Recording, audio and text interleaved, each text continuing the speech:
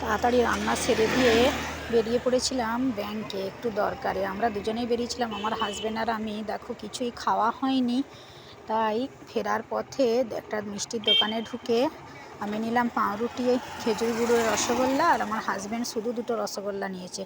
আমি অনেক করে বলার পরে একটু পাউরুটি নিয়ে নিল। খেয়ে নিচ্ছি, এত খিদে পেয়েছিল। খিদের সময় এই পাউরুটি মিষ্টিটাও যেন অনেক অমৃত মনে হচ্ছিল, এতটাই খিদে পেয়েছিল। বাড়িতে রান্না করেছিলাম ঠিকই, কিন্তু আজ যেহেতু বৃহস্পতিবার আমি তো আর ভাত খাবো না, তো আর এক্সট্রা করে আমার জন্য কিছু রান্না করার সময়ও হয়নি। খেয়ে নিচ্ছি পাউরুটি আর মিষ্টি, খিদের সময় এটাই খেয়ে নিচ্ছি। জানি যে খালি পেটে মিষ্টিটা খেলে একটু মুখও মেরে দেয় অতিরিক্ত মিষ্টি, কিন্তু কিছু করার নেই, এতটাই খিদে। আর দেখো আমার হাজব্যান্ডের সঙ্গে কোন এক পরিচিত ব্যক্তির দেখা হয়ে গেছে, ও তার সঙ্গে কথা বলেই যাচ্ছে। দোকানটা বেশ ভালো, পরিষ্কার পরিচ্ছন্ন।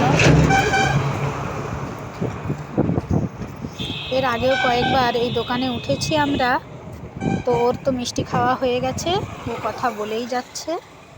আমারও খাওয়া প্রায় হয়েই এসেছে।